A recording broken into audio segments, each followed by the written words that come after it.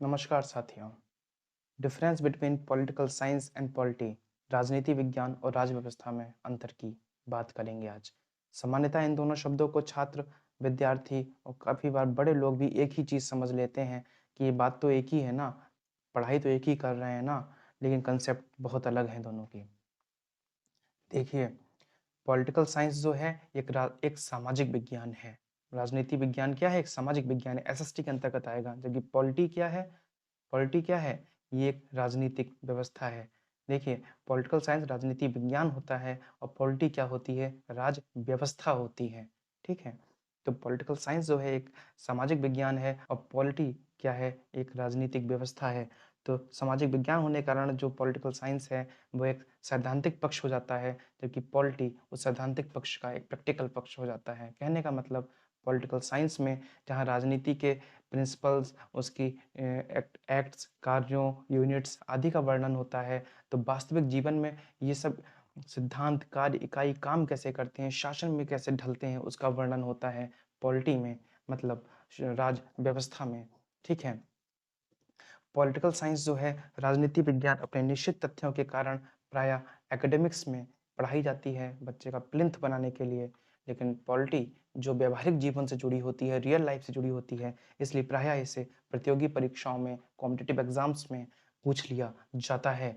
इस प्रकार आप देखेंगे पॉलिटिकल साइंस जहाँ पे केवल क्या-क्या चीज़ें हैं उनका ज्ञान करा देना दिया जाता है, इसलिए इसका क्षेत्र कहीं न कहीं लिमिटेड होता है, सीमित होता है।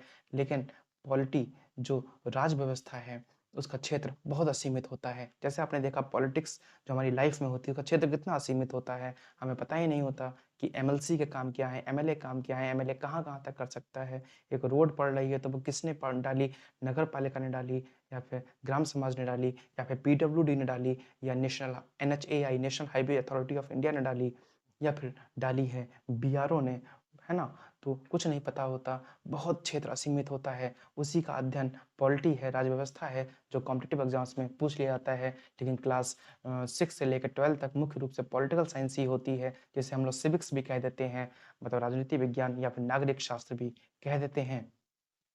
देखिए, जहाँ पे पॉलिसी, कम्युनिटी तो इस तरह की पब्लिक डेवलपमेंट, राइटिंग, इवैल्यूएशन जैसी चीज़ें होती हैं। तो आपने देखा कि पॉलिटिकल साइंस एक थ्योरेटिकल पक्ष है, जबकि पॉलिटी उसका प्रैक्टिकल पक्ष है, व्यावहारिक पक्ष है। और पॉलिटी के साथ में ही आपको देखने को मिलता है, एक शब्द होता है गवर्नेंस, एक शब्द होता है पॉलिटी के साथ में गवर्नेंस, एक एक शब्द होता है, क्या होता है बच्चों? गवर्नेंस। गवर्नेंस मतलब होता है शासन व्यवस्था। गवर्नेंस होता है शासन व्यवस्था।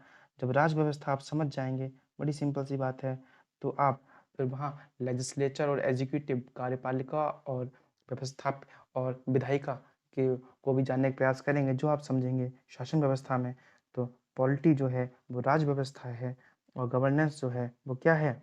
शासन व्यवस्था। तो इस तरह की इन्फॉर्मेटिव वीडियोज़ को जानने के लिए do like, share and subscribe.